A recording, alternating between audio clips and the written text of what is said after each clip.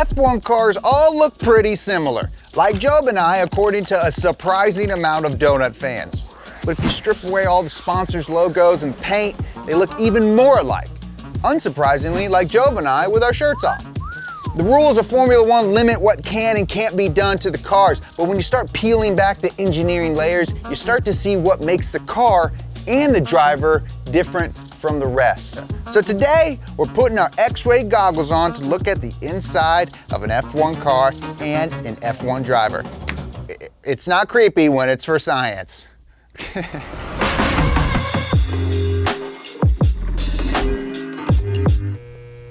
Chapter 4, making engaging ads.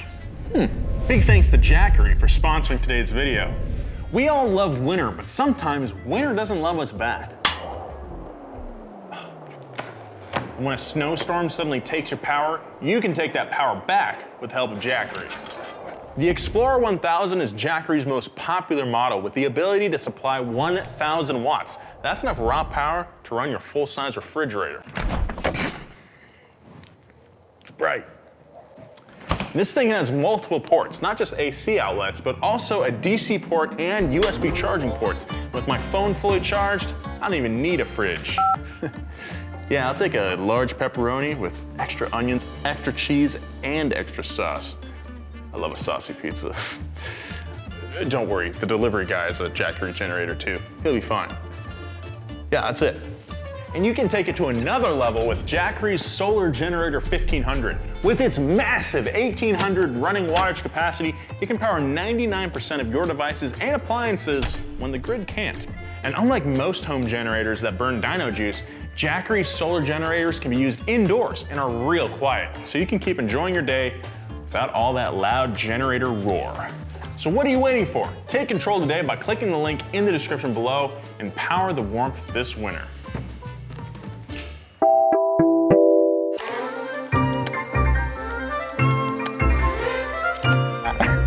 Like, all right.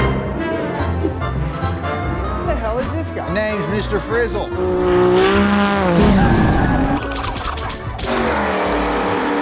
Science.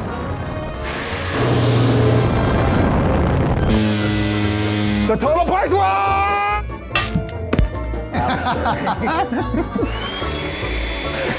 Before we get into this episode, I just want to say it is the 100th episode that I've done here at B2B. It's been very different from when I first started, so if you've stuck around, I appreciate it. You guys watching lets me do what I love, and so I'll be forever grateful for that. So thank you so much. I hope we've made you laugh, made you learn a little bit, maybe made you cry. I don't know. But thank you guys so much for watching. Here's the 100 more. Cheers. Formula One cars all have a lot in common, and that's because they all start with the same formula. That's the FIA's technical regulations, which describe how every car has to be designed and built. For 2021, that was 137 pages long, and with many individual parts described down to the millimeter. Because of those regulations, all the cars look pretty similar, but appearances can be deceiving. Their differences can stump even experienced drivers when they get a new ride. Drivers like Daniel Ricciardo, for example, who is basically Nolan's best friend, so we're just gonna call him Cardo for the rest of this episode. I don't know, Cardo, is that cool? Can we call you Cardo? I'm gonna call you Cardo, man. Halfway through the season, Cardo was trailing, I don't like calling him Cardo. Halfway through the season, can I call him Danny? Halfway through the season, Ricciardo was trailing less experienced teammate Lando Norris by 63 points. So what could possibly explain his struggles? Well, we got a little bit of an engineering mystery. Fortunately, Mr. Ricciardo himself left us a clue. He said he's fighting understeer. That's when the front tires lose grip while turning, causing the car to push. It keeps going straight instead of rotating. So figuring out how to get rid of understeer is the job of race engineers, but they can only do so much. The underlying cause could be in the car's design, and race engineers can't do much about that. Even if the problem is the driver, well, the race engineer is still the one who has to figure that out and communicate the solution to him. I also want to say this, as an engineer myself, sometimes you have to solve people too. It's not what we signed up for, but it's part of the game, especially in F1. Either way though, the first step is determining what sort of imbalance is leading to understeer. An engineer will use a process of elimination here because there are only 3 kinds of balance that matter. There's weight, there's mechanical, and there's aerodynamic. So let's approach this problem like a race engineer would. Ooh, you guys hit me up on Instagram all the time about how to get into motorsports. Well, maybe you're gonna not want to do it after you've watched this episode. Weight balance is the easiest of the three types to understand. Now, every car has a static weight distribution, which is how its weight is distributed across each of its tires. That determines its center of gravity, the point somewhere in the middle of the car where gravitational force is equal all around it. Friggin', you guys know this, you've watched B2B before. We put it another way, it's the point where the car's weight is evenly distributed, and it's usually not the exact center of the car.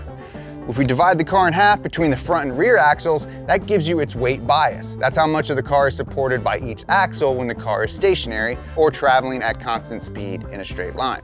If the center of gravity is in front of the midpoint of the car, it's considered front biased.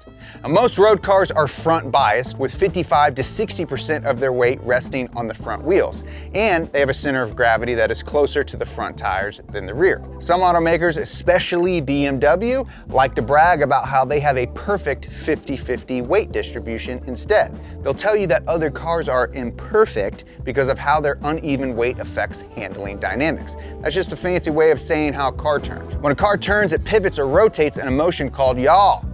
Heck yeah, dude. The center of rotation, or yaw axis, is at the center of gravity. During rotation, you can think of the front tires as acting at the end of a lever, and the fulcrum is the car's center of gravity. So the longer that lever is, the easier it is for the front tires to overcome the inertia of the car, which is trying to keep the car traveling straight. Since the center of gravity in a front biased car is close to the front wheels, the front tires have a relatively short lever to work with. That can make the car difficult to turn, and since tires only have so much grip, once they exceed that limit, the front tires can lose traction and produce a skidding understeer. Weight bias, we got center of gravity, we got yaw axis. These are all invisible features that vary from car to car and can produce understeer. So have we figured out Danny's problem? Is weight the issue? No. We haven't, because the F1 formula dictates most weights, and the FIA gets really picky, regulating everything from onboard fuel to camera housings. In total, the car must be at least 752 kilograms, but individual pistons can't be less than 300 grams, and the crankshaft has to be at least 5.3 kilograms. Even the driver's weight is regulated. Given their weight obsession, it's no surprise that the static weight distribution is also dictated by the FIA. 53.5% of the total weight in an F1 car is over the rear wheels. That means that the center of gravity is closer to the rear tires than the front. So based on static weight distribution alone, an F1 car should have a slight tendency to oversteer, not understeer. And that's actually what you'll find in most race cars. A bit of oversteer can produce faster lap times because that little bit of extra rotation can help set the car up for late apexes and fast corner exits. That's what Danny's expecting but not getting in the McLaren. The FIA weight regulations means F1 drivers don't have to adapt to a new weight balance when they get a new car. But race engineers, they can't do anything about that anyway. So that's not the source of our problem here. Okay, but hang on a second, Jer Bear. If race cars are rear biased, does that mean that BMW is wrong about the 50-50 split being perfect? Well, not entirely, they're just oversimplifying things. Static weight distribution is exactly that, static, not moving. Race cars don't spend much time doing that. Once they start moving around, things get more complicated. That's why race engineers have to consider weight transfer and mechanical balance. A large part of driving fast is managing weight transfer, taking a car's static weight and making it dynamic to increase grip. When speed changes, the car pitches forward or backward, moving weight and grip to the front or rear. While turning, the car leans left and right, sending weight and grip to the outside tires. But the driver is only transferring that weight.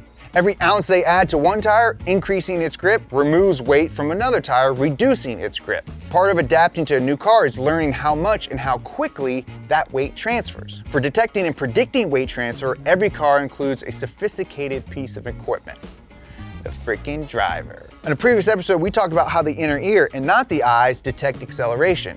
That's acceleration in the physics sense, a change in velocity. So any increase or decrease in speed or change in direction is acceleration. The same physical forces that stimulate the inner ear also produce weight transfer.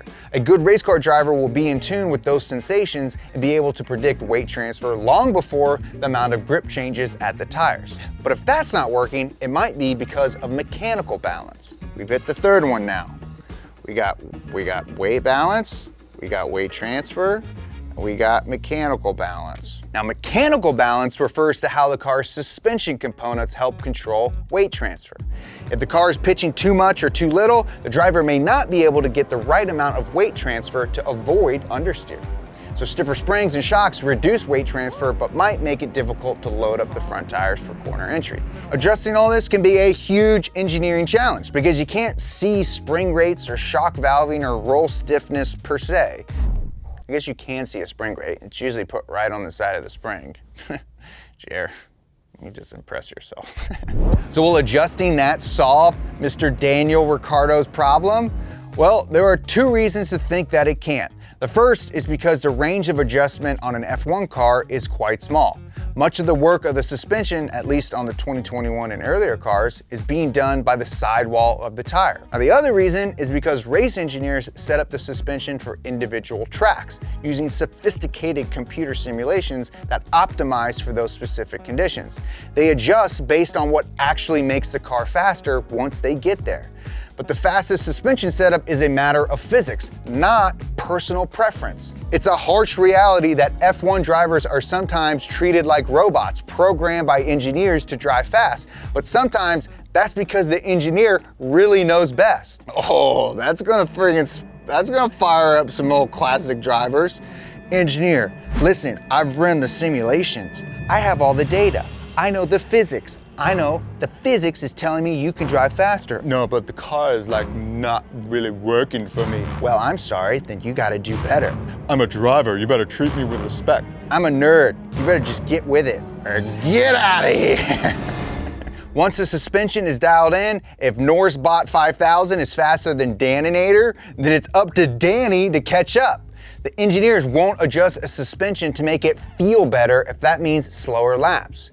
An engineer perfectly captured this attitude to suspension tuning when he told Danny over the car radio, "It feels slow when it's fast." He was telling him to stop driving based on feel. Danny has to change his driving style. Lando, who seems like a nice guy, wasn't so nice when he said that Danny is a very fast driver when the car fits him perfectly, but not when it doesn't. Oh, oh, drama, oh, drama. So at this point, a race engineer would probably suspect that the problem is the driver, but they still gotta fix it. And that means they gotta take a look at the aerodynamic balance. That is the biggest difference you'll find between F1 cars.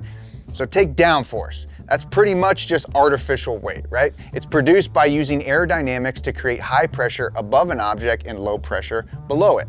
That creates negative lift, a force that pushes or pulls downward, just like gravity. So downforce effectively increases the weight over some or all of the tires. But learning the aerodynamics of a new car presents unique hurdles.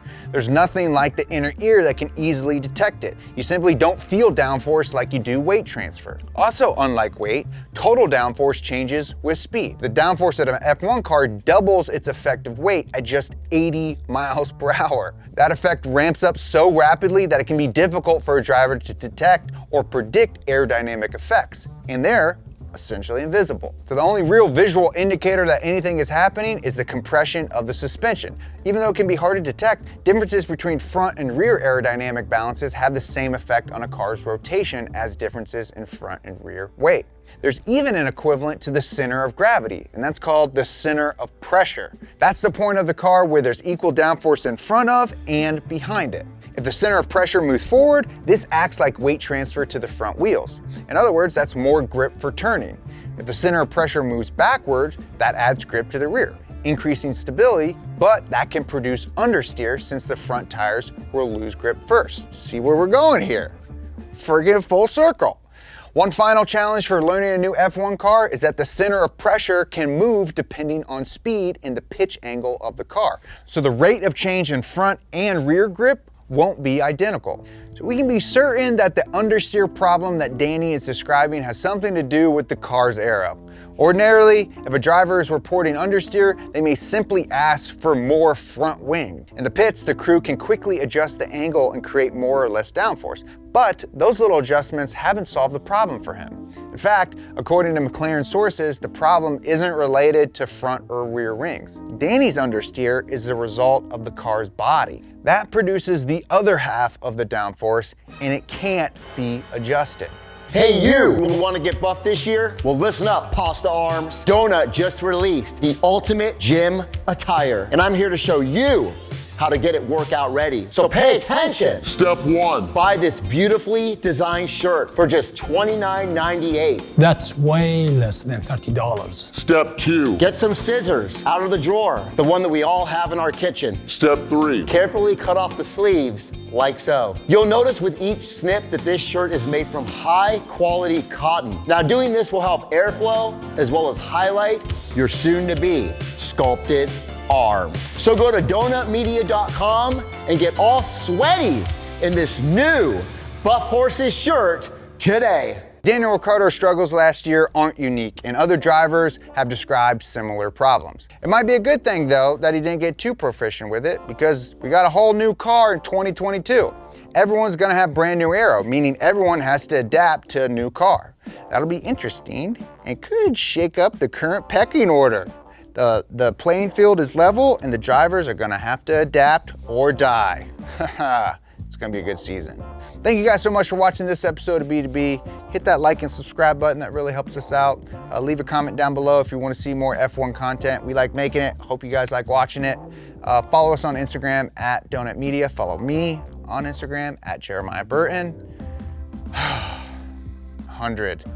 This was a thick 100th episode. Thank you guys so much for watching. Until next week, bye for now.